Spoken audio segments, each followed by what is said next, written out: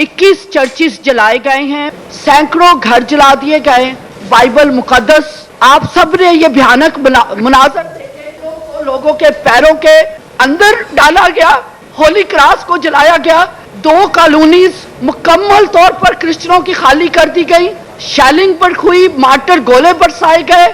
जब वहां जड़ावाला शहर को तो टोटली वीरान कर दिया, तो जो इर्द गिर्द के गांव थे उन गांव की तरफ जाकर वहां पर भी जो छोटे चर्चिस थे उनको भी मुकम्मल तौर पर तबाह बर्बाद किया गया। हमें ऐसा महसूस हुआ कि हम किसी दूसरे मुल्क के शहरी पाकिस्तान में आकर फंस गए हैं, जहां हमारी जान माल इज्जत हमारी इबादत का है, हमारा कुछ भी महफूज नहीं है। ये सारे लोग प्री पार्टीशन इन इलाकों में रहते हैं, ये कहीं जी हजारों साल से रह रहे हैं, किसी को पता नहीं है। बल्कि जिन 2 लोगों के पर एलिगेशन था वो 2 के उन्होंने कुछ लिखा है, वो दोनों इलिटरेट सैनिटरी वर्कर्स हैं, उनको लिखना पढ़ना नहीं आता है। तो और ये सुबह 7 बजे थाने में जाकर के रिपोर्ट FIR कराई गई। ये एक बाकायदा सोचा समझा मंसूबा था।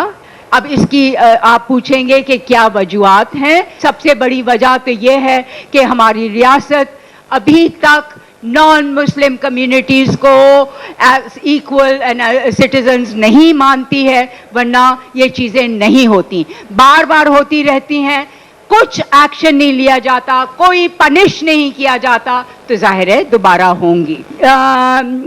घर जलाए गए, होली हाउस ऑफ वर्शिप को अटैक किया गया, होली बाइबल को फाड़ा गया।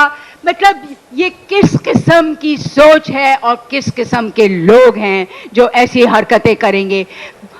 जाहिर है कम्युनिटीज़ में बड़े उम्र के लोग भी रहते हैं, बच्चे भी रहते हैं, सब अपना सब कुछ छोड़ के, घर बार छोड़ के, सब याद रहे कि क्रिश्चियन कम्युनिटी इन इलाकों में कोई वेल्दी कम्युनिटी नहीं है, गुर्बत से भरपूर हैं ये लोग, मगर इनके पीछे ये भी है, हो सकता है कि उनकी ज़मीनों पे कब्जा करने की कोशिश, ये भी हो सकता है कि जहाँ पे हाउसेस ऑफ वर्शिप बने हैं उन ज़मीनों पे कब्जा करने की कोशिश। और सबसे बड़ी बात जो हमारे रियासत में अब तक नहीं रोका, एक हेट्रेड जो दूसरी मज़ाहिब के लोगों के खिलाफ फैलाया जाता है बचपन से स्कूलों में।